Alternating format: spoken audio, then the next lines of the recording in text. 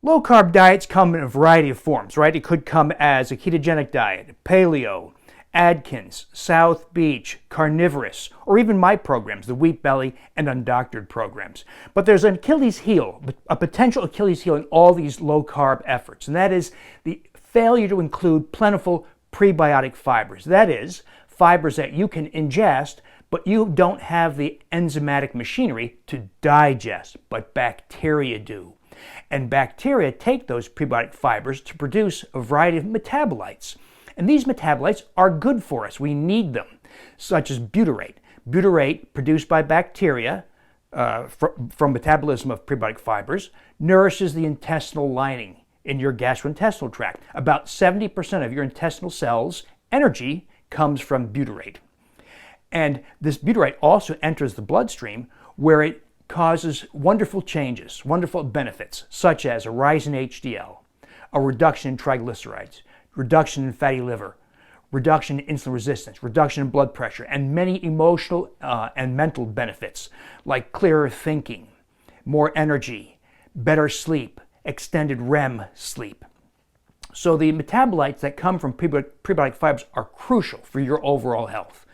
So what happens when you fail to take in plentiful prebiotic fibers to nourish your bacteria? Well, one thing that occurs is there's a narrowing of species diversity. The healthiest people have the greatest species diversity in their bowel flora. That is, they have the greatest number of different bacterial species that help nourish the intestinal lining and have all those benefits. The unhealthiest people, whether we define them as people who are obese, or type 2 diabetics, or have an autoimmune condition, or have cancer, or some other health condition, they have narrow species diversity with proliferation of unhealthy species like E. coli and Campylobacter and Shigella. So we want very wide species diversity. When you fail to take in sufficient prebiotic fibers in a low-carb setting, you obtain narrowed species diversity.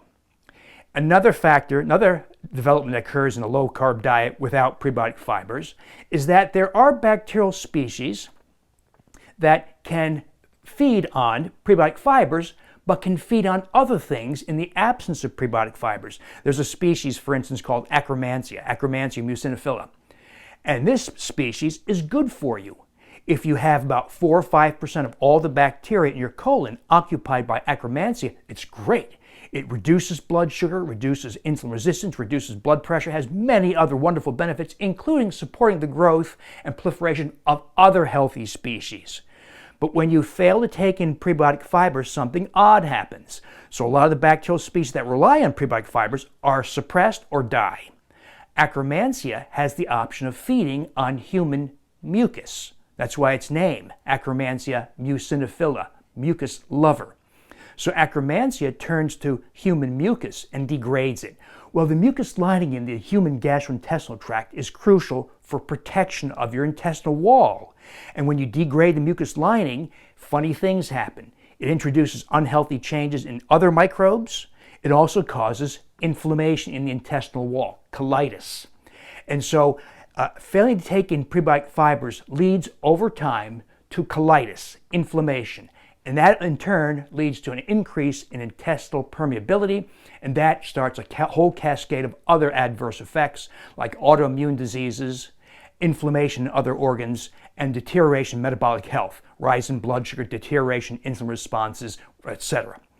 So getting prebiotic fibers is a crucial component of your lifestyle, because if you don't, you lack the metabolites that benefit you, you encourage a drop in species diversity, and you encourage proliferation of species that consume the mucus lining, Akkermansia and other species. So key, get prebiotic fibers.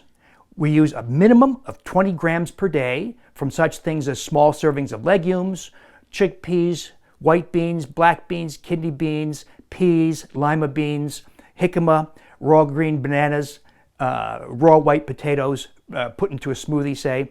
Many sources. Inulin powder. See my books, see my Wheat Belly blog for lists of sources of prebiotic fibers.